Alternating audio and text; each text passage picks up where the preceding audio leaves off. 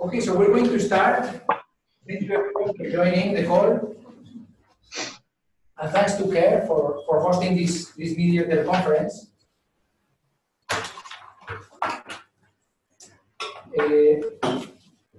We're going to go through the agenda and the rules of the call in a minute, but before that we wanted to give you all a warm welcome, and we're going to do that. This is going to be the class coordinators, Greg and Ella. So good morning, afternoon, and good night to some of our colleagues. So thank you very much for choosing to be here and connecting to our MidYear Teleconference, which is, I think, a traditional event by now. And we're very happy to be discussing some of the issues that are relevant to our cluster. So I just want to say welcome by also highlighting that we have just launched our achievements report for 2018. So I want to mention a few things from the report just to set the scene before we go into the rest of the agenda. So in 2018, we had 28 active clusters, both in natural disaster and conflict situations, of course.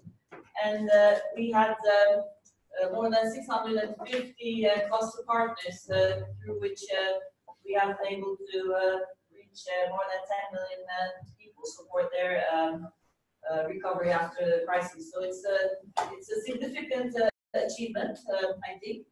But of course, we are still one of the in terms of funding for the sector, we're still one of the lower sectors, I think. So there's still a lot to do. We could do. With those people, with somebody. Okay, all right. I thought I was supposed to stop. Enough. So I mean, you'll also see from the report when you access it that there are of course still a lot of challenges that are being experienced by our cluster. One of them being, of course, funding, but access and data and capacity.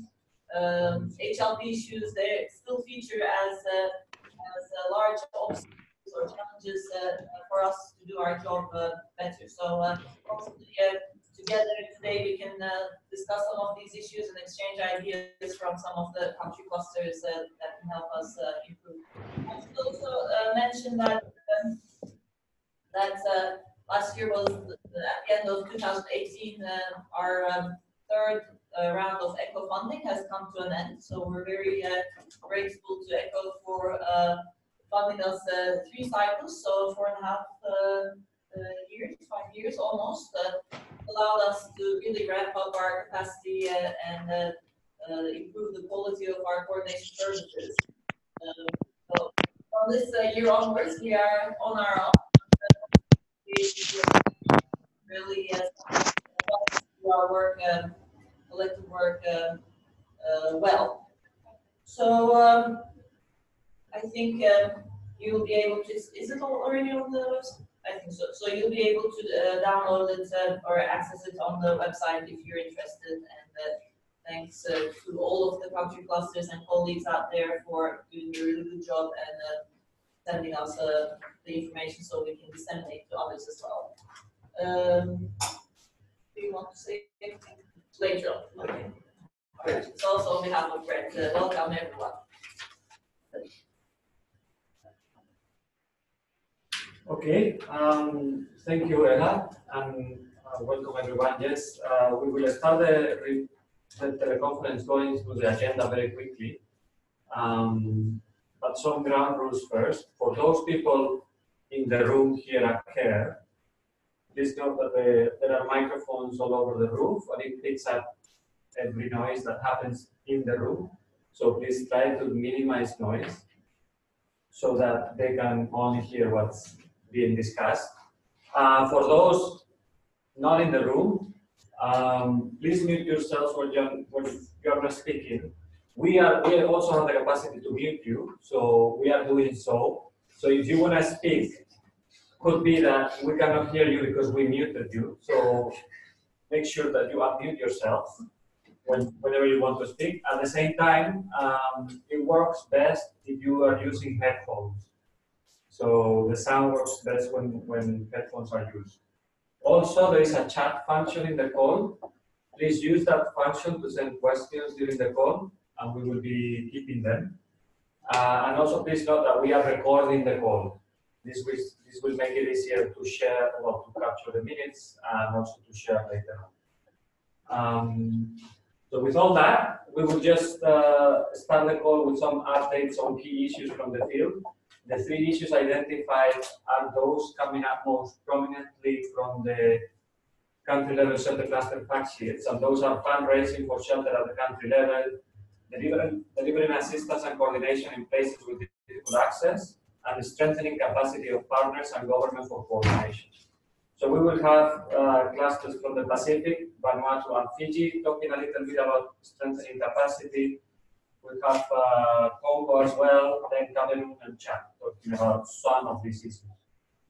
Then we will have a very brief reminder of the Global Shelter Cluster Strategy, followed by a few updates from the different Global Shelter Cluster working groups, environment, community of practice, and other cluster activities, so that you are up to date on what is going on at the global level, and also are able to contribute to that work. We will finally close the call with answers to some questions you may send during the call or at the end of it. With that said, I think it's time to move on to the first agenda point of the teleconference, which is the updates on key issues from the field. And due to the big time difference with the Pacific, let me first check whether they're in the call or not. Robbie or Xavier, are you in the call?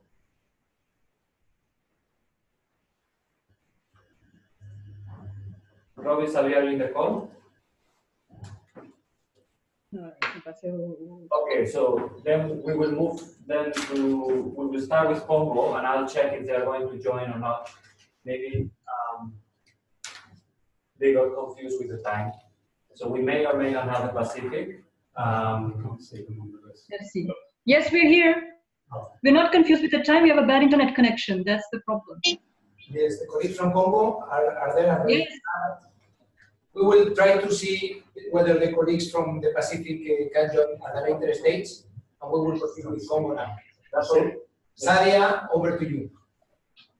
Okay, thank you. Sorry for the delay. We have connection issues here. Just quickly on what was requested from us to present from our side is that we had a significant increase in funding last year for shelter, ×4. And so we wanted a bit to share this experience with you all, and also highlight what went well and what we could do better next. A couple of slides here. I don't know how that works, Miguel. Can I just go to the next one, or how? Yes, just tell me and I will move it for you. Okay, yes, please. The next slide, please. Thank you very much. So one of the things we did when we realized that our funding was increasing significantly is actually to make the comparison. And this project was quite successful because it shows on the blue side what happened in 2017. You can see this is the map of Congo. Congo is a huge country. It is as big as West Europe, just for you to have an idea how big, what the scale is. So the blue side of it is 2017. The coverage and the implementation. The red side, which is on, if we look at the screen, you can now notice that we have much more coverage, and now today we have much more, but this is a map of last year. And the funding and the reach increased 4 times. We went from 10,000 families to 41,000 plus households served. And so we wanted to share with you the specifics of how this happened, and according to us, what contributed to it. Next slide, please. We can go, yeah, thank you very much. So first, what we did is developing a vision for the sector. It's very short, and you have all the links at the bottom of the slide if you're more interested. Every document that I will present is published on the website, which gave us an increased visibility as well. That's one of the keys to our visibility here. But just common with the other members of the working group, we developed a vision on what is actually our goal. And so one of the things that changed is that we actually looked at the displacement, which is in this case to the image of what's happening globally. More than 90% of the displaced persons are in settlements, in cities and villages. Up to 2017, there was a very meager response of shelter, but which was more, first of all, tarpaulins, and second of all, not take into account the diversity of displacement we have here.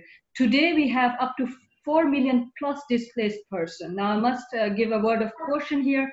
There might be some duplication with the returnees and displaced person. The territory is huge, but it gives you a scale of the number of displaced people in Congo. Then we will later see what our targeted population is, because obviously we cannot target them all. There are limits to our accessibility and the financing, etc. But first of all, the key to getting partners around a vision and moving away from the purely technical solution to access to housing. And you will hear me saying that a lot. Next slide, please, Miguel. Next slide, please. Thank you very much. So this is, you will see that the title is in French because we operate in French here, but it says needs in housing and not shelter. And there's a reason for that, because like I said, 90% of the displaced are in cities and villages. We are interacting with the housing sector. A couple of things to say about the housing sector, but not enough, because there's no ministry taking care of housing. So in a nutshell, we don't have really a counterpart, neither on national level, not on subnational level either, for housing. But that doesn't prevent us from working, but it has its limit as well. But just to give you an idea about the needs of housing outside of the humanitarian sector, in 2008, and then again a few years later, there was a study done by UN Habitat, which said that about 80% of the population, it was a study on perception, reported living in inadequate housing. So you can just imagine this added on to that, the issues of displaced person, the needs actually are enormous, and intermingling development and humanitarian. But what we did in 2018, and that's the map you're looking at, is within all this need, having a clear idea. It took us a year to establish a baseline, having a clear idea of what are the needs in the housing/shelter sector from the humanitarian point of view. So we had to define in relation with displacement, etc. Because if we were not defining these, then it was very difficult to actually start advocating and start having a actually clear strategy. What we also did through the assessments is, so first establishing the baseline, but second, looking at the housing value chain. And so for that, we will look at the next slide, please. So this is, in a nutshell, our work plan. Again, take your time to have a look at it. It's published on the website. In a nutshell, what this says is that you look at all the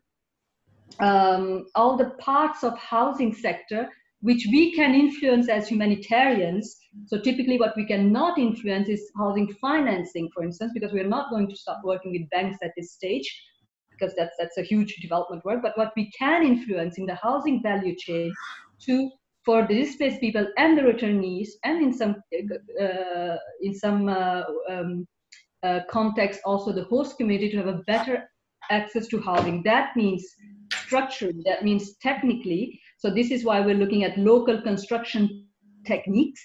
That means in terms of tenure. So we have a separate thematic work done on the tenure issues in humanitarian terms. And also this is looking at, for instance, that interaction with local markets. So we have a huge work which is, it is entirely blue, that strip, because it's now done. The entire work has been done. That means including study and training of partners on interacting with markets and cash-based interventions related to that. What we are now working on as well within is what can we do for people with specific needs, living with handicap, etc. Environment is a huge theme that we are working on, because we work a lot with local construction as opposed to important materials, but that means there's an impact on environment. So this is something that is foreseen in the work plan we will work on. And displacement in urban areas. This is something that the entire humanitarian community is quite weak on, but we are trying to look at it. Urban expansion is huge because people, when they displace, they go to urban areas for opportunities. So we see it happening, it's visible, but we have to still define our strategy around that. Next slide, please.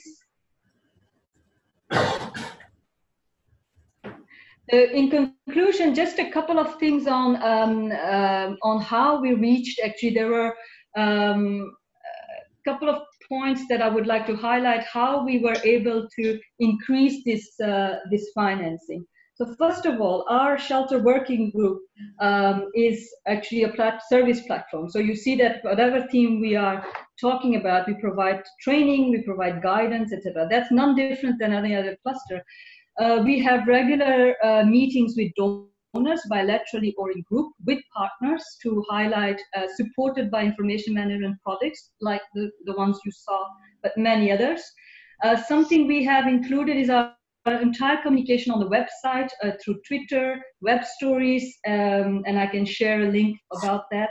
But I think the most important thing we did, and we are really working on that more, is linking it with other sectors, namely, what is the influence of bad housing or inadequate housing on health, gender-based violence, child protection, etc. And that embedded our sector and related our sector to other activities, and gave us legitimacy and larger visibility. I will wrap up here. Thank you very much. Thank you very much, Sadia. This was very good. This was, just for those on the line, this was Sadia Khan. She's the coordinator of the shelter working group in Congo. If anyone has questions, we will have time at the end to answer questions. If you have any questions on that presentation, you can type it in the chat function of this program, and then at the end we will see all those questions and we will ask. Please, in your question, say who is it that you would like to answer that question, if you know. So now we will pass to Cameroon, the Cameroon cluster. I think this is going to be Renee, the focal point for Cameroon. Yeah, so Mohammed is online, but he has issues with the audio, so I will just talk. And then if he can get through, he can provide any detailed responses. So I'm the global focal point for Cameroon, among a few other clusters on the call today. So I'm presenting on behalf of Mohammed, who is our shelter cluster coordinator in Cameroon. Next slide. So Cameroon was a newly activated cluster beginning in October 2018. So in the red area on the map, this is the northwest and southwest was where the cluster was activated. There's many local partners who are part of the cluster, in addition to some other international NGOs. And because of that, it's mainly the national actors who have access to a lot of the displacement locations. But other than that, it's a pretty challenging area. So there are the access issues, but Cameroon is a really good example of how shelter clusters are focusing on building the local capacity. So many of the partners are quite active in getting information and reaching some of the people in need. So what the shelter cluster has been doing for the last few months is several trainings in Bamenda and Buea in the northwest and southwest, in order to build the capacity of the shelter cluster partners. So Mohammed and his team have been working on the many different aspects of what is the global shelter cluster, what does it provide, what is the humanitarian reform process, and how is that operationalized in a coordinated shelter response.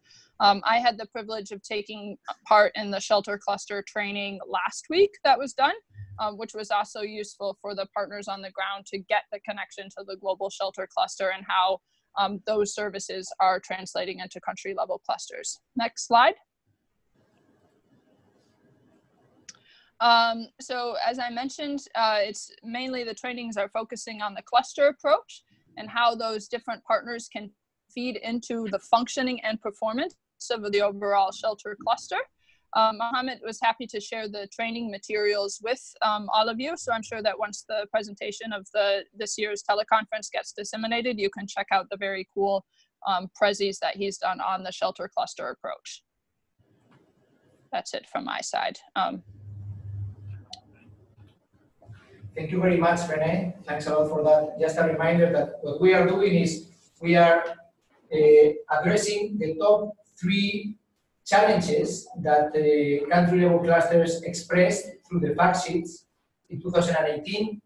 The main challenges were fundraising, that was the example of Congo, and ideas on how to increase the funding for the shelter cluster. Another issue was quality of partners. We have seen the example from Cameroon on that. And now we're going to see with the cluster in Chad, it's a merged shelter and CCCM cluster. We're going to see issues on delivering assistance and coordination in places with difficult access. As we mentioned, if you can put your questions in the chat, we will have a bit of time later to answer those questions. Thank you. So in chat now, Pierre Clavé, are you there? Can you present?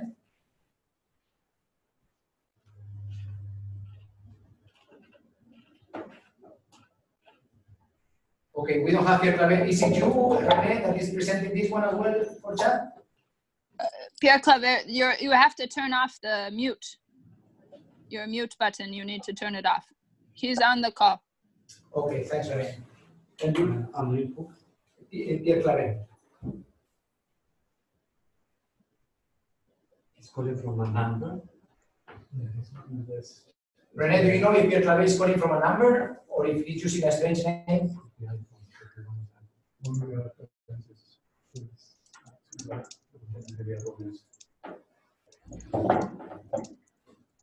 Yeah, it's because he needs to turn off his mute button. He's on the call. Because we can do it ourselves, but we don't recognize him among the list. Yeah, he's on it's NYANDWIP. I sent him a private message, so hopefully he responds to that. We have muted him, so Pierre Claver, you should be able to speak now. Can you talk?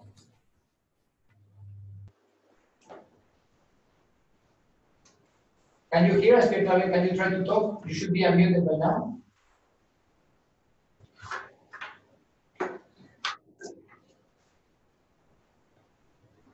You should be able to see him as well.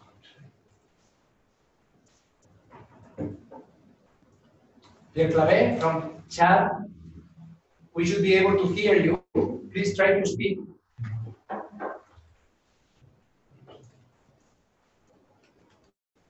René, I think that we're not being able to contact Pierre Claver. Would you mind, do you think you could take over and do this presentation? Sure thing, I can, if need be. Thank you. I think Pierre, I can do it, and then because we know the issues, I can speak quickly. So okay. If you can join us at any time, feel free to step in and take over. But for the time being, we cannot hear you. We have unmuted you, but we cannot hear. So thanks, René. You can go ahead. Okay. I can't see the presentation. Yes, thank you. All right. So as Miguel was mentioning, the cluster in Chad is merged with CCCM. There's also a lot of shelter and NFI issues. So I was able to go on mission to Chad in November and December and see a lot of these things that Pierre Claver has mentioned in the presentation itself. So for the cluster system in Chad, it's only activated in the Lake region. As many of you may or may not be familiar, the issue with Boko Haram in the Lake region extends to Chad, Nigeria, Niger, in that general facility. And the cluster there are a lot of needs going on, but the shelter cluster partners are facing a lot of access to critical funding. They've been able to deliver some NFI kits and emergency shelters this year, but there's still a huge need in terms of transitional shelter and more durable solutions for shelter. Some of the sites are difficult to access, so some of the populations actually have not received any access to assistance during the past few years, since 2015, since the response has been ongoing. Right now, the shelter cluster is trying to work on multi-sector needs assessments in collaboration with OCHA and other clusters, because access to data and access to information on population movements is still challenging, especially given the movement of populations. Next slide. So now the shelter cluster is focusing, as I mentioned, on trying to move into more transitional and durable shelter solutions. So what the shelter cluster strategy that was just updated last year envisions is moving from some of this emergency temporary shelter. So you can see in the pictures that are there, many of the local population uses local materials for their shelters anyway, but they're usually done in a poor quality manner, so the shelters don't last.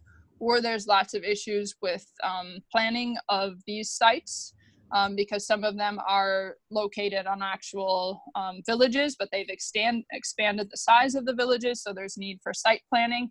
Also because the materials are more flammable, so you see situations where IDPs are cooking near their homes, and so that's created issues.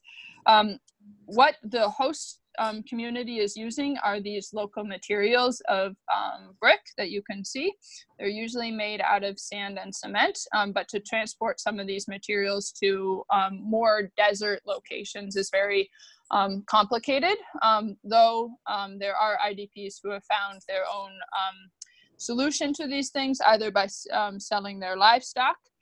So now what the cluster needs to do is focus more on how to create permanent shelter strategies and mobilize funding so that IDPs and returnees can get access to more stable shelters within the Lake region. So there's several technical shelter working groups that have been established at the level of the national shelter cluster and subnational shelter cluster. And then the cluster is going to be focusing on updating its strategy to make sure it includes both humanitarian and development approaches as this crisis becomes more severe and protracted. Thank you. Okay, thank you very much, Renee. So, so we have a few questions. We have a couple of questions. For the moment, we have only questions for Congo, for Sadia. So Sadia, I'm going to read the two questions so that you can answer in the order that you prefer. The first one is coming from Loren, from Nepal. And he's asking, how was the government involved in the coordination? How did you manage to involve the government? And the second question is coming from Red. He's saying, can you explain how did you succeed in increasing the funding 4 times? What were the key points that allowed you to increase the funding for the sector in such a dramatic way, 4 times? So Sadia, over to you if you would like to address those 2 questions, and then we will see if there are questions in the room as well. Thank you for those questions. So I'll answer first for the government one. So as I briefly mentioned, we don't have actually legislative, from the legislation point of view, or the government structure, we don't have a counterpart for housing, so there's no such thing as housing ministry. We tried very hard last year to look at all the laws and to understand what the structure was, but it's very unclear on national, subnational level what the who is responsible. And to be honest, nobody is except the households themselves. That's a bit the thing. There are entities taking in charge of the land issues. Local governments usually are much more involved, meaning we can talk with them and we can actually find solutions. For instance, lately we have an issue on increased prices of material. Not legal actually taxation, non-legal taxation. So we can talk with the governors or the local authorities to address that. But what I mean, what the issue here is that not having an official counterpart means that the technical or the let's say the technical capacity building we are doing cannot be really handed over. So we are establishing something on local construction, how to make it better, etc., but we don't really know how to embed it really into an institution or something. That's still something we have to look at, and it's going to be challenging. So that's a bit the level of the involvement right now of the government or the local authorities. So I can go to the second question, the increased funding. So there are a couple of things we did for that. I think first of all, we have to mention our products that having, and that has to do with our capacity of information management that we had and have now still with Abdullah, thankfully, because regular updates on what is going on, who's doing what, it may seem like an evident thing, but didn't exist before. So first of all, having these products and having a commitment towards partners that we will update them regularly, that was the first level where things became clear and we got visibility. The second thing is the vision of this is a very protected situation. So there is donor fatigue. We have Ebola, who has much more attention than any other thing going on in this country. The country is as big as West Europe. So how do you, within that situation, create visibility? It's to have a clear vision. We are dealing with cities and villages. And so how do we interact with the housing there? Where do we step in? What is our added value when people are returning? Because on the longer term, they will build their house. But what is our added value to accelerate that process, giving more access to the markets, having the cash-based intervention, etc. So having that vision of how do we operate, addressing land issues as much as we can in a comprehensive way, that we have an added value more than giving a tarpaulin, which was a bit custom here before. Regular donor briefings was another one. We have briefings jointly with donors, so several donors at the same time. That's very regular. We keep them updated through mail. Twitter was a big one for us. We were helped by the Global Shelter Cluster as well, but having that actually the communication and our web story, which I think there is no link in the presentation, but I can send it to you. The web stories that we did, thanks to UNHCR support and also other partners, NRC, for instance, etc. We had a real communication strategy, in fact. So, and we are still working on it because we need a bit more. We need to make it a bit more strong. And I think that the thing that from our point of view. From my point of view, the thing that worked quite well as well is the link with health issues, gender-based violence issues. So you have a situation where a lot of displaced persons go to host families, and the most horrible things happen there, including gender-based violence, child protection issues. So linking those and showing that what happened before and after the displacement, what the increasing those violations has a direct link with housing, not adequate housing, too many people, too high density in a house, etc., etc. These are the kind of things we latched on to. Health would be a big one, gender-based violence is a big one, and child protection is a big one. So these are the kind of strategies we employed, and we at different moments we use different leverages. Okay, thank you very much. Thanks a lot, Sadia. We have another question for you, but we will do it later. Now we're going to move on to the colleagues from the Pacific who have joined. And then we will come back to that question that we have from Mandy for DR Congo later on, perhaps at the end of the teleconference. So now it's over to the colleagues from Pacific. Xavier, are you there? Yes, good morning. Do you hear me? Yes, we hear you well. Great. So I think I will speak for Vanuatu and Fiji. So let's speak of Vanuatu. So greetings from Port Vila. For those who are not aware of Vanuatu, Vanuatu is the most one of the most exposed country on Earth. Just as a recall, for the last 18 months, I think there was 4 cyclones, 2 earthquakes, 2 volcano activities, 1 tsunami, and so on and so on. So it's a country with constantly exposed to natural disaster, but is often not calling for international aid. So it's a country who has to cope with this situation. So as an introduction, it's quite interesting to remind that the IFRC has been called to support the setup of a shelter cluster in 2015 for TCPAM, and has been supporting public department time to time, depending on their request and capacity to do it. But there is some kind of change from or increase of the way that the shelter cluster is operating from the last months.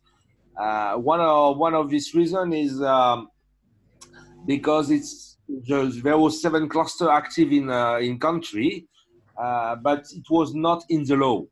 So the cluster system was constantly operating without being backed up by a recognized system. So the DLM, the Disaster Risk Management Bill, is passing this month, recognizing what the shelter cluster, which is really, really great. And the Public Work Department, with the cluster lead, is also looking at strengthening the capacity to coordinate local response. To do that, and I think this is what we want to show here, is that they request Federation to work with them to analyze their structure. So our Public Work Department at national and provincial level, we identify all the 6 positions within the structure where shelter cluster is plugged in, and we are in a process to review this job description and to look how we could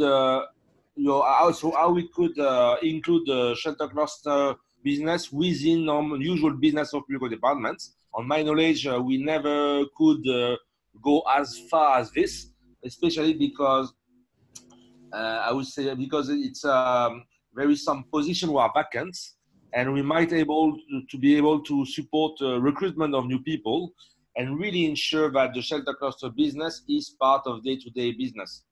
So I think it's quite interesting point of view on how to localize the response.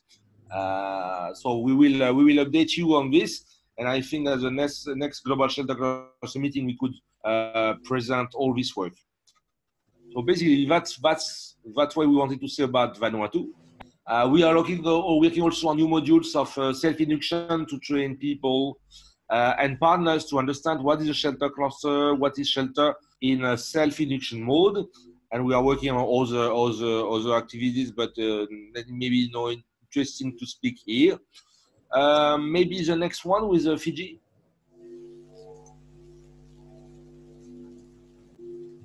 Pablo?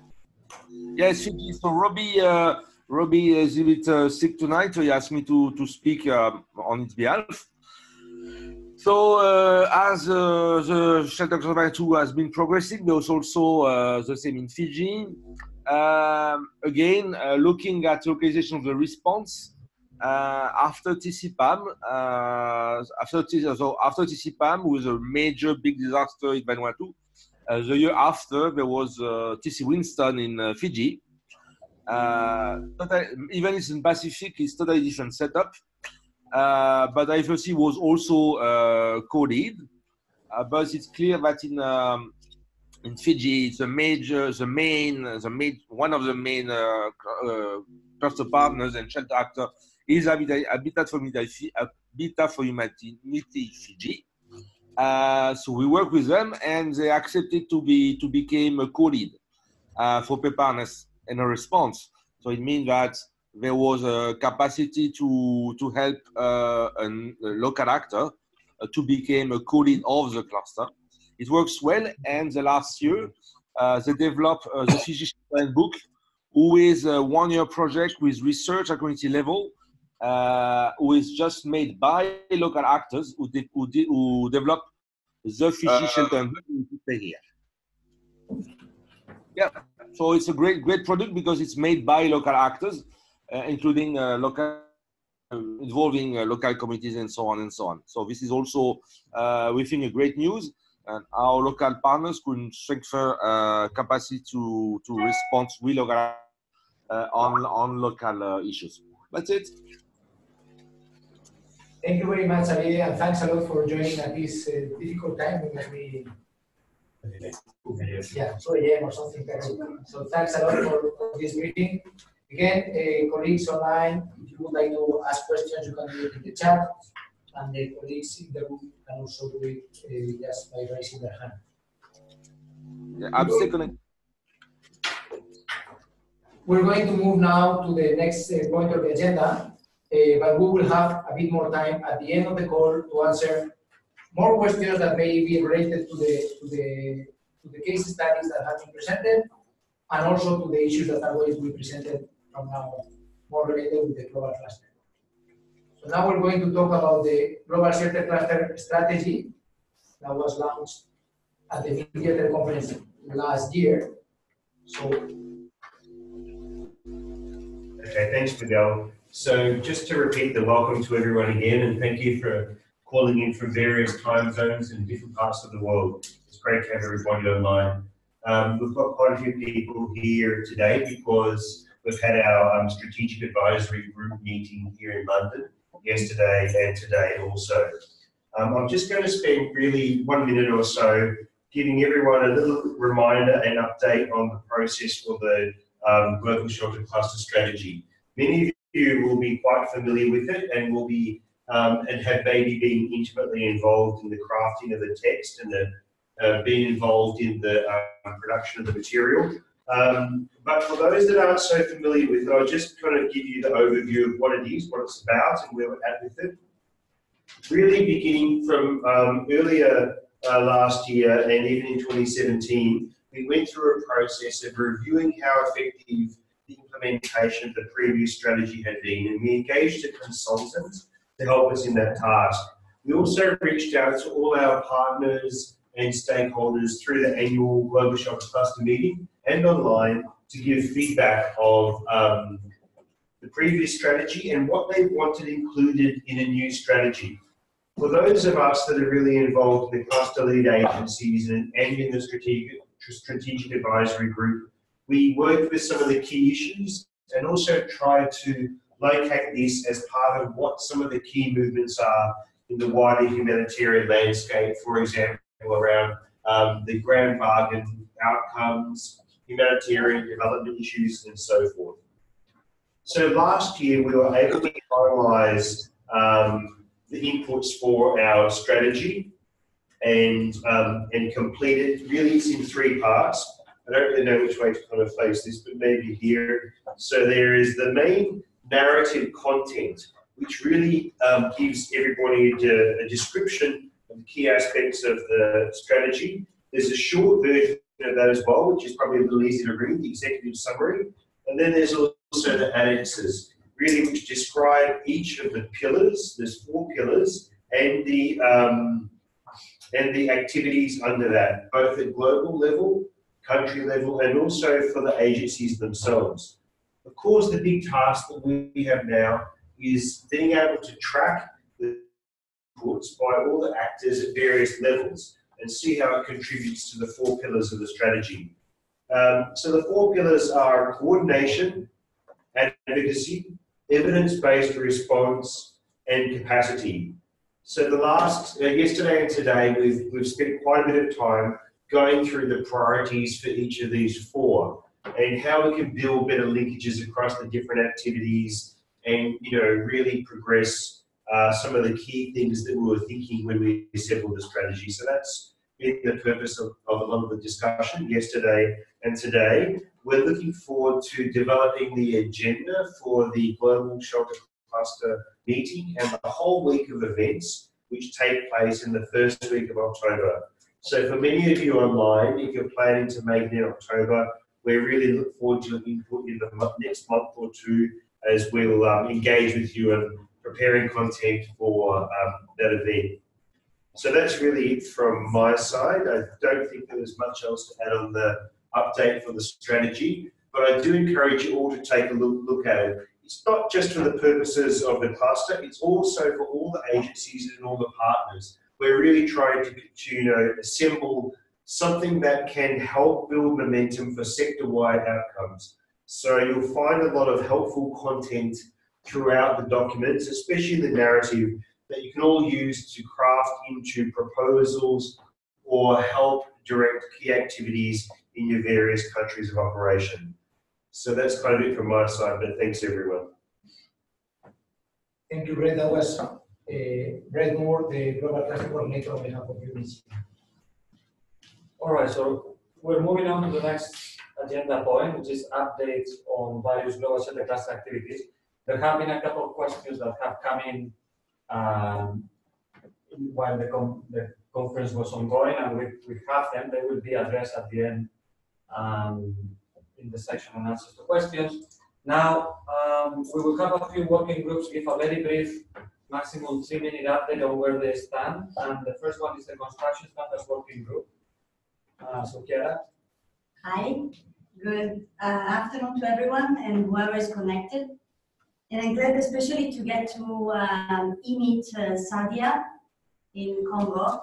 We haven't had the time to meet while I was there. So my name is Chiara Yaznavakara. I'm the Regional Infrastructure Coordinator for DSC, East Africa and Great Lakes, and the Global Shelter Advisor. I'll be really brief. I want to just give a quick update on the construction standards working group.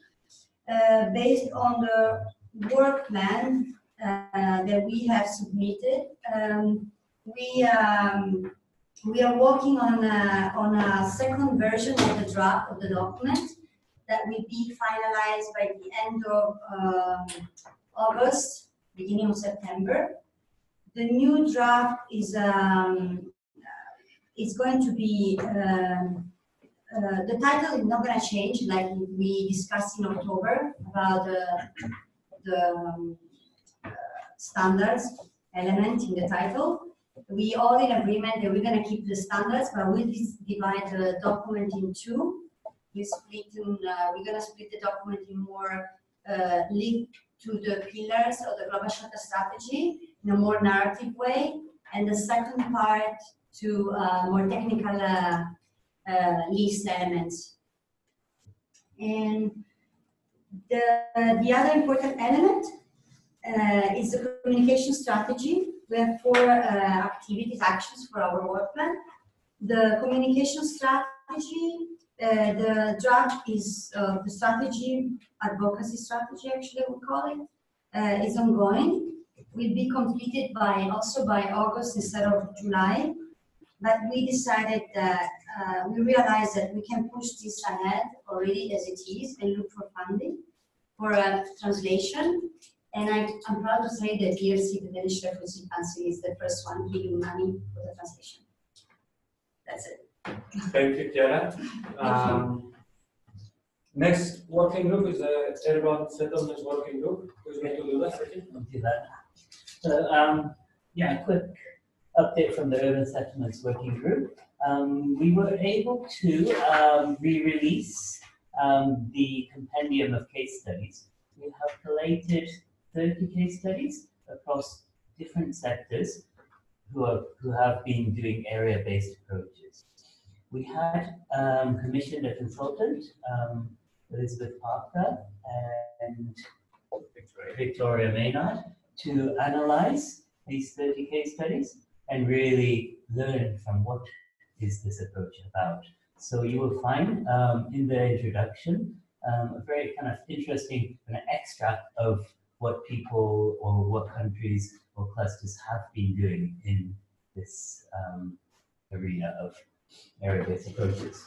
So our next big task is to start to draft guidance on how to do this and how to achieve this. So this is our task for the next 1.5 years, and it is in its formation.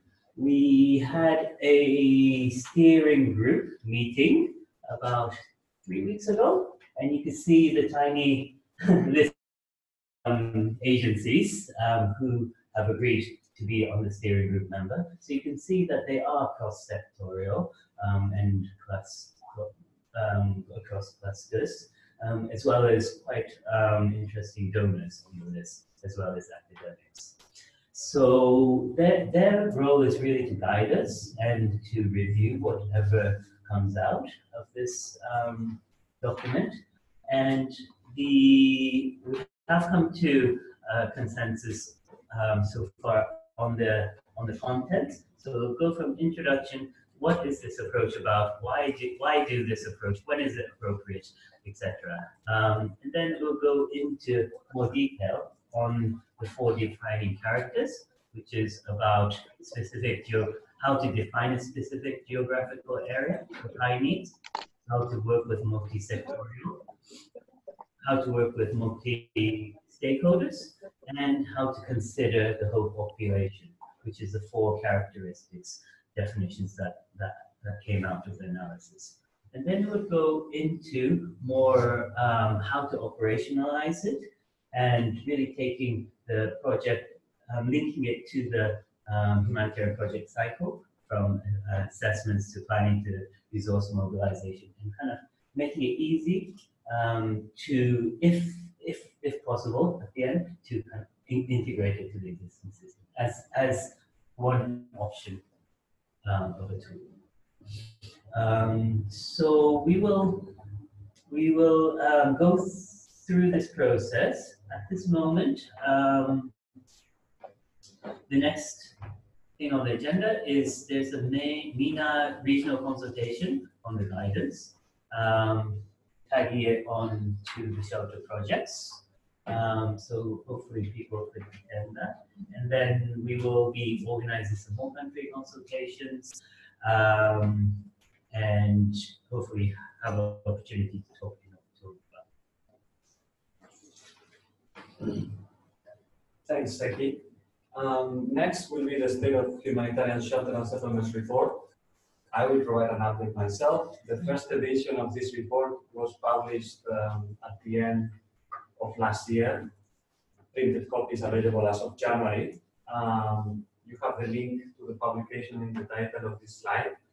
As you know, the overall aim of this publication is to raise the profile and provide a better understanding of the humanitarian shelter and settlement sector.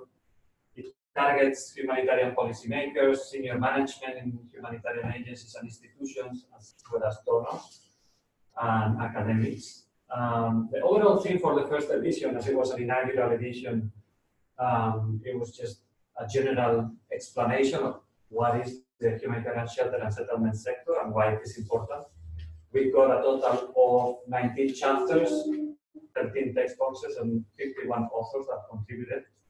The report is structured in 2 parts. First, a series of articles around a common thematic area of interest. In this first edition, as I said, what is humanitarian shelter and settlements and why it is important. And the second part is a statistical analysis of current humanitarian shelter needs and responses. We will very soon be starting the planning for the next edition. We need to choose an overall topic. So we will be putting together some ideas with the strategic advisory group and launching a global poll to select the big topic for the next edition, which will be the subject of the Global Shelter Cluster Advocacy for the next 2 years. As you know, this publication is complementary with shelter projects. I think Joseph or Alberto will talk about shelter projects later on. And they are published 1 year is shelter projects, the next year is still maintenance, shelter and settlements. So each of those is published every 2 years. I'll leave it there and move to the next working group, which is the working group on inclusion of persons with disabilities. Yeah. Thanks, Pablo. Just very quickly, for those who aren't aware, this working group on inclusion of persons with disabilities was set up last year to address what was seen as a bit of a gap in shelter and settlements programming. And so it's like building on existing guidelines and work that has been done in inclusion to set up a bit more of a systematic approach to disability inclusion in shelter and settlements. So this year we have commissioned a consultant to do the first activity, and many of you have been involved in this baseline mapping. And basically what we're trying to do with that is really just get an understanding of how inclusion of persons with disabilities is currently mainstreamed within sector programming. And through this work, we're hoping to develop some insights and messages for sector-wide learning on some identified challenges and barriers, and then be able to address that. So firstly, thank you to all of those who participated in the survey or the key informant interviews to date. We had quite a number of people completing the survey, and about 16 people that we've had in-depth key informant interviews with to date. But if anyone else is interested in contributing to this piece of work, it'd be really good to get your input. So please feel free to contact us at the working group. We are at a number of different things within this baseline mapping. I mean, some of it is that level of disability inclusion in programming. Another part is the capacity of agency staff to be able to address this and to look at mainstreaming at field level. So we really want to hear from field level, like about some of the issues that are coming up for you, and maybe some of the questions that you have and support that you need. So really, really keen to hear from field level. And the final thing is looking at that kind of institutional and donor framework policy mechanisms and M&E tools. So we can really track how we're progressing on inclusion mainstreaming. So that's basically what we're trying to do at the moment. That activity is just about to wrap up. We've just received some of the draft key messages and things that are coming out of that. And I kind of don't want to steal the thunder of the final thing, but you know, some of the messages that are coming up, I guess, are kind of expected in terms of disability inclusion requiring integrated multi-sectoral approach in preparedness and recovery, looking really at strengthening protection mainstreaming generally, and that trying to address inclusion of persons with disability, but really focusing on that idea that effective response needs a bit of a tailored approach, I guess. So really needing greater investment in people that understand what the needs are beyond physical disability. And looking at how we can actually address people's needs rather than just looking at sort of households covered, but are we targeting needs? So lots of exciting things to come, and looking forward to hearing from you and sharing the outcomes of the consultancy very soon. Thank you, Leanne. Next group is the Promoting Safer Building Working Group, and I think Bill in the room is going to provide an update. Yep, I'll just come up here so I'm not talking with my class. So the working group, I should say, is co-led, so it's CARE UK and so Prater. And a quick shout out for the Australian Red Cross, who actually have helped us to survive and keep going with the work for the last few months. We had a workshop just a couple of weeks ago. A few people in the room were at it. That was very successful, 2-day workshop in this very room. Again, covered Prater. On the slide are just a couple of the kind of like major outputs from this working group. The protocol, which is the picture and the first bullet point, informing choice of shelter. This was a major piece of work led by David Delgado as a consultant to the working group. Just been piloted in Mozambique after the cyclone. And Holly from CARE and another Simon, another person who was working with her, had quite a lot of input into the piloting of this. Second major effort is the scoping review, which was done by Sonia Molina and Luisa Morel, which is a scoping review on communication, best ways of communicating, getting the message across. That's an ongoing piece of work, but it's the first stage in that. And then the shelter response profiles. This is primarily the work of Crater, and I've got examples of some of the profiles that they've done. They've just finished one on Bangladesh, another one on Tonga. The Tonga one is underway. Bangladesh one is finished. They're all available online. At the workshop, we had a whole bunch of next steps. I'm not going to mention more here. Lots of sort of plans if we manage to keep ourselves afloat. Just to mention a couple of them. One of the things we're thinking of doing is changing the name. At the moment, it's called the Emerging Safer Public Working Group, and we feel that actually the safer bit doesn't quite reflect the way we're working at the moment. So there's a possibility that it could be changed to be called Supporting Self-Recovery. And also the protocol is Informing Choice for Better Shelter. At one point it was, I think, called Informing Choice for Safer Shelter. And again, that change kind of reflects some of the thinking around what actually is a good house, what is a good shelter, and this goes beyond just the issue of safety. Funding is always a big issue for us, so that was another next step.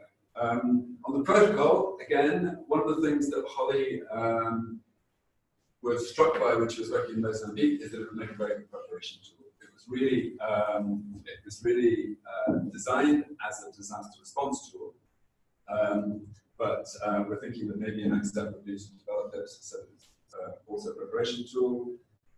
And guidance for self-recovery, something which I think we've had on our agenda for a long time, we've been slowly developing it, but we need to do more on, is if we're going to be doing self-recovery programming, then what are the implications of the way in which we do practice? So that is something we're also working on. And the implication of working with cash as well on the same lines. So that's me. Thank you, Bill. That's all. Next in the list is shelter projects. I'm not sure if Alberto or Dios is going to do it. Alberto should be. Hi everybody. Can you hear me? Yeah, we hear you. Yeah. Hi, great. Good afternoon, everybody, also for those online. My name is Alberto Picciola. I work with the IOM Shelter and Settlements team in Geneva. IOM has been, for those of you who don't know, has been leading the working group on shelter projects case studies since 2016, with the support of all the other agencies involved, more than in the latest edition. Today, I'll focus mainly on the main achievements for this year and the next steps of the working group. So as probably many of you know, Shelter Project is a compilation of case studies of humanitarian shelter and settlements responses. And it's mainly targeting practitioners, but its uses are very diverse. So Pablo has mentioned before the target audience for the State of Humanitarian Shelter and Settlements report, and Shelter Project is complementary to that. And he highlights the strengths, weaknesses, and lessons learned from different projects from a lot of different countries and different implementing agencies as well. So that's it in brief in terms of the latest edition that has just been published last month. 31 new case studies and 4 overviews of national shelter responses. So from the sector perspective, to highlight, these case studies are from 20 different countries and have been contributed by over 100 individuals and 20 different organizations. So thanks a lot to everybody. A lot of you are in the room or also online for contributing, because this publication is really a collaborative effort. Something new to highlight also in the latest edition is the case study meta-analysis that has been conducted, that basically took the different case studies and cross-analyzed the strengths and weaknesses to find some, let's say, recurring trends or themes that could be highlighted. So that's quite interesting, and you can find it in the introduction, and we really welcome feedback on that as well. Everything is online, so the Shelter Project's website, you can see the URL on the slide. So please go there, and you can find it all freely available together with the other 6 past editions. Maybe in terms of next steps, the the most pressing one are the workshops that are coming up. There will be workshops in Nairobi and Amman, as well as we just heard probably in the Indonesian Lombok as well, to be confirmed. But Nairobi and Amman, that are the ones that are coming up first, are being organized together with other organizations and working groups. For example, Nairobi, we're together with DRC and IFRC. Chiara with the Construction Standard Working Group. For Amman, we're together with the Urban Settlements Working Group. Saki mentioned earlier as well, the consultation. So it's really like a great opportunity to use the case study as a learning tool, but also use it as an opportunity to create and build on communities of practice in the regions. Going forward, we're also planning a launch event in Geneva for those of you who are based in Geneva. That should be sometime in July. We're still working on the dates and we'll share with everybody for dissemination. Next steps, I would say further dissemination options and opportunities that we're looking at, more workshops for the coming year, as well as joining other events that are broader or just not about shelter, such as the World Urban Forum, like we did last year, or the Asia Housing Forum could be interesting avenues. We're also happy to hear from you, from different events that you're aware that we could tap in and share all the learnings from this publication. So I'll leave it at that for now, because it was very brief, but please let me know if you have any question. Thanks a lot. Thanks, Alberto. And the last to provide an update is the environment community of practice. I think Charles Parak is going to do that. Charles, are you on air? Yes, I am. Can you hear me? Yes, we hear you well. Okay, thank you. Hello, everybody. And I will keep this brief because I know that we are on time. We have 3 initiatives that we'd like to report on, and two recent activities. The first initiative is to disseminate more information about Sphere Standard 7, which is environmental sustainability. And the most important aspect of that to report is the need to integrate environmental impact assessment in shelter and settlement planning in order to meet that standard. And that's one of the key things that we as an environment community of practice are keen to make sure that people know about and make sure that we can produce also support for that. Second initiative is plastics. And so we have recently, and thank you to the SAG for supporting a statement on single-use plastic, which is now being disseminated out to global shelter cluster partners about recognizing the growing body of evidence around damaging environmental impacts of plastic waste and figuring out a way forward for us as shelter practitioners to be able to take action on this. And we will be reporting on that further after communication with the logistics cluster. So now 2 updates on activities for the community of practice. One is Vanuatu, where Kelly made a visit recently to look at an environmental review. And that was very productive to look at, especially with, again, plastic waste in Vanuatu, to look at which they're very concerned about and have very strong local and government interest in that part of the environment. So it's a very key issue there. So the plastics issue feeds into that very strongly. Then in Mozambique, support to the shelter cluster, again, about an environmental review. Disaster debris, liquid waste, vector control due to standing water, and risk to natural environments from displaced populations and lack of livelihoods are the main headings there. And lastly, about energy, again, in collaboration with the global, with the SAG, to be able to investigate options about and opportunities about developing a position from the shelter cluster about where we want to engage with energy issues. Okay, thank you. Thank you, Charles. And that closes the list of updates we have lined up for today. Of course, there is some time at the end of the call if there are any questions or any. Yeah. Can I jump in quick? I was thinking I was supposed to give a quick update on the NFI working group. Sorry. Shall I do that? Because we didn't have a slide in the presentation. Oh, okay, sorry. I didn't send a slide. I thought I could just, it's less than 2 minutes.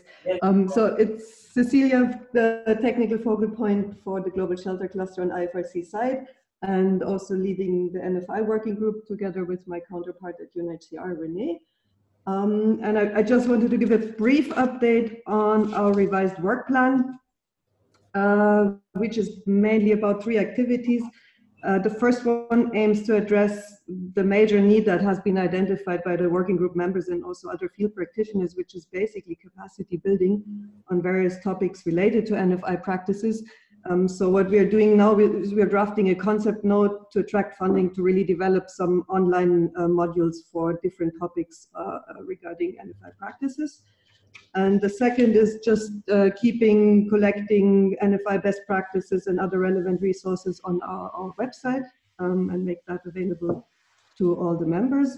And then thirdly, what Charles has already mentioned, we joined also in this initiative of banning unnecessary single-use plastic packaging in NFI kits. So we've already been in contact with our respective procurement units to see whether we can adapt specifications, etc. So we're also part of that initiative. And that's it, very quick. Thank you, Cecilia.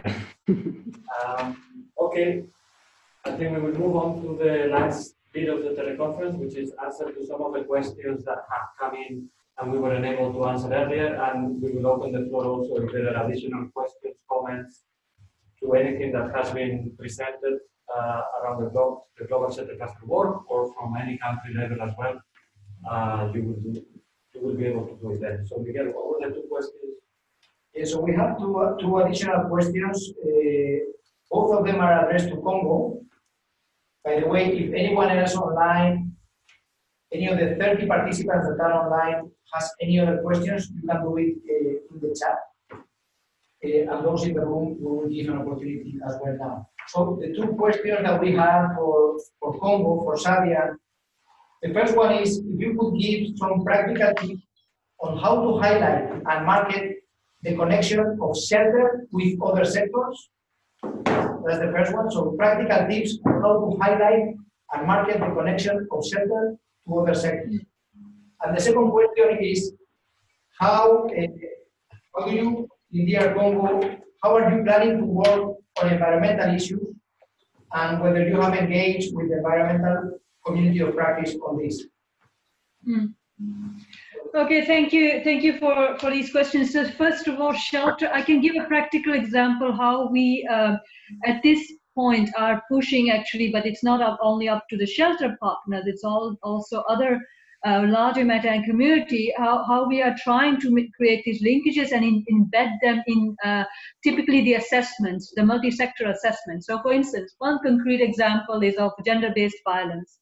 Intuitively, we know that whenever there is a displacement, people, most of the time, 90% of the displaced persons go to existing housings, villages or city. And so we have an increase in density within a house, which is drastic. Link that to gender-based violence cases, intuitively we know there is an increase, even child protection cases, but up until now we were not really able to quantify it. So in these, now we are revising a multi-sector assessment form here in Congo, which is quite a long process.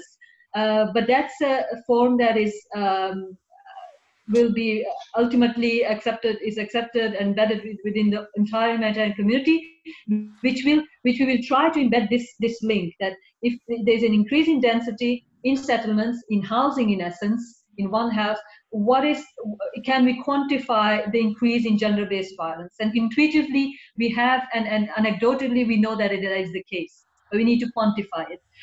The other thing we could do, we haven't embedded yet, is the relation, and we have done that a little bit with Ebola. So Ebola and the density in housing. So Ebola is now occurring in an area, and it's completely out of control, but it's in an area where there's displacement, different types of displacement. So we went and actually that was very interesting because the shelter sector did that. we actually documented the trends of the types of displacement. So there's pendulum displacement, there's preventive displacement, there's long-term displacement, and there's quick displacement, et cetera, and the list is long. Same thing with the occupation of houses, there's occupation, etc. So we went actually first in and we documented that. That exists. Now the link with Ebola is, and we are working on that with the humanitarian community, is that when there is a higher density in these areas because of displacement, because displacement happens all the time, new displacement or repetitive displacement. And historically we know which areas they are, and that in the same areas Ebola is occurring. So we need to look at what is happening within the house, at the house level. And so we're looking at, with the rest of the humanitarian community, at what kind of, first of all, the question is if we should intervene, because it's a very delicate situation, but then if we intervene, what kind of activities could be done? For instance, ameliorating latrines or partitions within houses, etc., or adding a room to, especially in rural areas, that's very possible. We need to address a little bit of the tenure issue, but that's doable, to increase the volume of the house so we can have a better, more adequate hosting system, in fact. That's one example. The other question was in relation to environmental impact. So that's a study. We haven't started yet simply because our work plan is quite charged, as you could see. But we have been in contact with the community of practice with this issue. I think Kelly and I forget our colleague's name. We are looking at, and it's a matter of time that we will ask more support on that, at how can we first assess environmental impact of our share. When we increase 4 times our interventions in the area, that means something for the forest, because we use wood. How I would say differently, households use wood because it's owner-driven what we are doing. Markets are related to wood exploitation. So we are looking at that. We already looked at the laws. We have done a basic search study on the existing laws. We know what the taxation is, but now we need to do something about it. And that needs quite a dedicated capacity for that. So this is something that's going to come later on in the year, with the help of our colleagues in the working group. Okay, thank you very much, Sadia. We have a couple of more questions. One of them is from Dave Hodgkin, asking if the environment community of practice is doing anything on asbestos. He's saying predictable question from Indonesia. Unfortunately, as far as I can tell, the 2 people we have from the environment community of practice have had to leave early. Anyone feels that they could answer this question? No. Okay, we will just record it and ask them by email and get back to you, Dave, on this by email. The other question is from Vicky Muta, where she says, actually, Vicky, maybe I hand over to you and you ask the question yourself.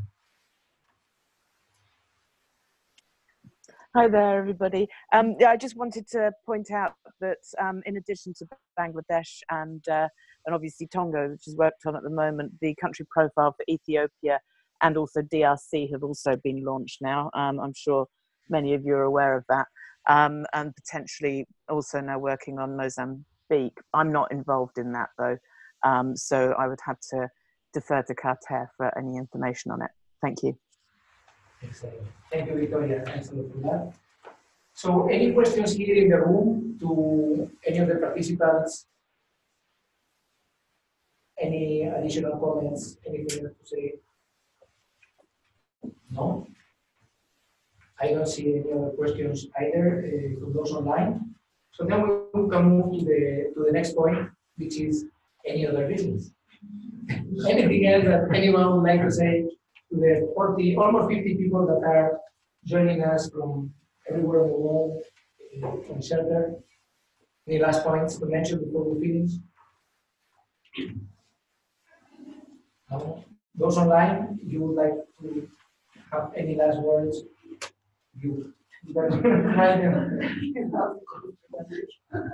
Any last comments in this teleconference?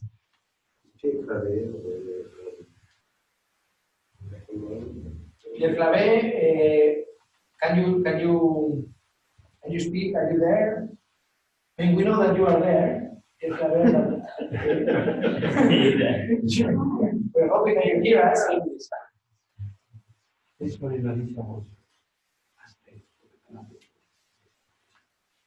Dave, yeah, would you like to talk about Indonesia workshops? Dave Hodgkin.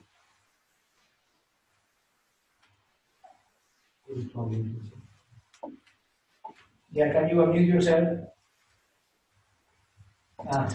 Yeah, hi. Can you hear me? Yes. Sorry, I'm not that used to Zoom. Yeah, just to say that the Indonesian, obviously the Indonesian shelter cluster is completely on a break at the moment because it's Idul Fitri, and so you're having a meeting on the Islamic equivalent to Boxing Day. So a bit hard for anybody at this end to participate.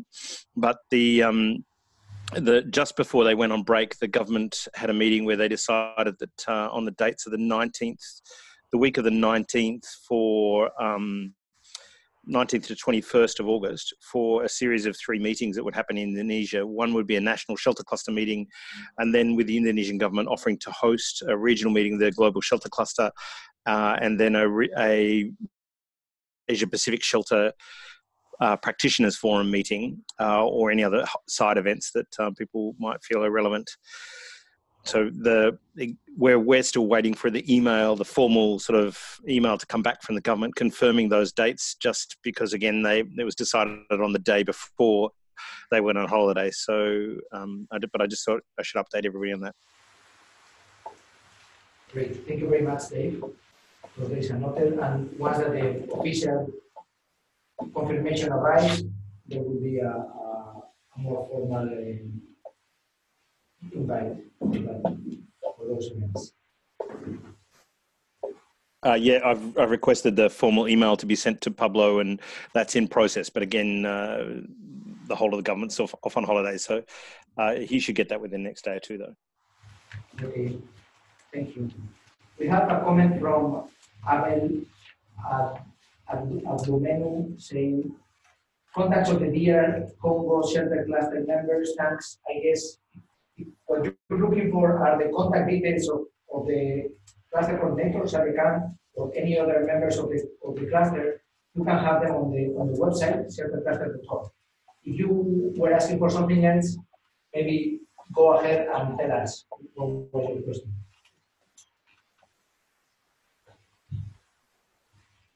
Okay. Okay, we're having lots of contributions now from those online. We see Xavier Geno. Xavier, would you like to speak? Yes. For people who might be around in Vanuatu, I don't know if you pass by this remote country, next week we are going to conduct the shelter cluster lesson and workshop on the volcano response. I think it's an interesting one, as Vanuatu people have an increase in resilience, but we could see after TCPAM. But interesting to see how massive displacement after, so basically a volcano wake up, we evacuated all the islands, and it's interesting to see how it questions what is resilience. So next week on Friday morning, we'll do a half-day workshop to review what happened for this response and what does it mean in a context like Vanuatu, when this type of crisis might occur often due to climate change and other impacts. Interestingly, also this workshop outcome would directly feed the national lesson and workshop, who would happen the week after in Santo. Yeah, so just if you are around, if you're interested to follow up on what we are doing in Vanuatu, please contact me directly. Over. Thank you, Xavier. Now we have Lauren Lockwood, who would like to mention something.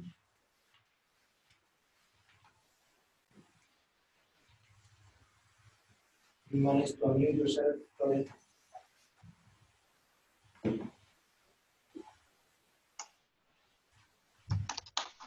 No, I didn't mention anything. You don't manage to unlock. You are unmuted. We can hear you typing. We can hear you typing, Lauren. Yeah, I mean, I see what you're typing, but I don't understand it. And I think it's better if you could explain what you mean. Yes, that it would be interesting to see the environment community of practice work with the profile team. Yes, I understand. Maybe can you explain, Ella? So I think I understand what you mean, but Mandy has just left, so he's not on the call. But the country, how should I say, the environmental country profiles that we are working on, we are trying to link into the country profile that the PSB working group is working on, and trying to prioritize the countries in the same way. So if you have any further suggestions on how we should do it or how we should strengthen it, that would be very good. But I think that's what we have. Yes or no? I think so. One click for yes, two clicks for no. Country profile team. Okay. Okay, and I think the last contribution we have Dave Hodgson, who would like to talk about asbestos. Dave? Look, I just wanted to raise it because it's such an issue here right now in Lombok, where IFRC has pulled all of its staff out of Lombok because of all of its international staff out, and told all its national staff not to go to the field anymore without wearing protective gear. We've got about 20% of the roofs in that area were asbestos roofs, but then the government's come in and actually crushed those to rubble with bulldozers.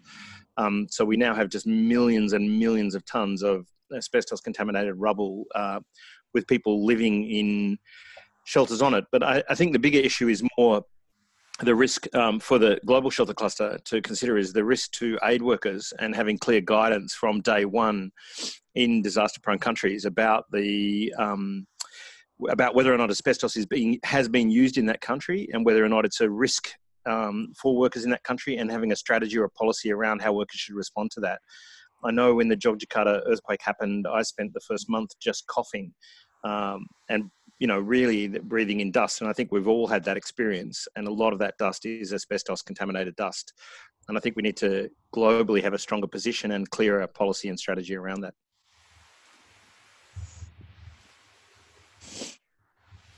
Yes, and obviously it happens in other countries as well. In Mozambique, it's an issue as well. So perhaps we will bring this closer to the attention of the environment community of practice, see what we can do to help out with that, as we try to provide that support at the country level, whatever we can, with the resources we can. With the agency, So Dave, it's Brett.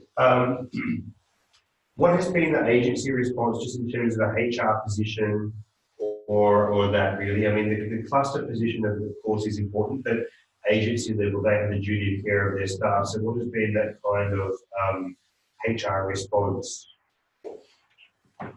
We're only just getting into it. It's a weird disaster. International assistance was banned from that disaster until now.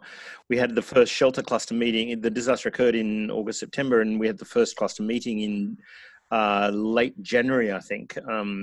By then, and really, it was only national NGOs, and national NGOs are just completely unaware of the issue. So they really haven't had a strategy or policy around it.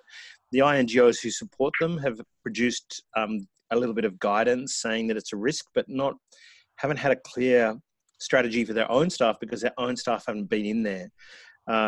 In Indonesia, you're unlikely to get sued if you are an Indonesian NGO worker working for an Indonesian NGO, but I'd be pretty confident that international NGOs would face that risk if they're sending international staff into the field. Because I mean, there are guidelines out there on the use of PPE and also safe disposal protocols that are available. Of course, I'm not sure what exists within Indonesia, but no doubt you will have investigated that. Has the issue been raised to either local Ministry of Health or national level Ministry of Health authorities for action? Yeah, we're working with the shelter cluster team is working with the Ministry of Health and also with the WHO and ILO, tasked by the HCT to look into the issue. to try to come up with some guidance. But no, there isn't any guidance. I don't know that that's actually correct. I don't think there is any guidance just on people working in the field. There's guidance on cleaning up asbestos and the PPE equipment around that, but just working in the field around, I don't think there's any guidance.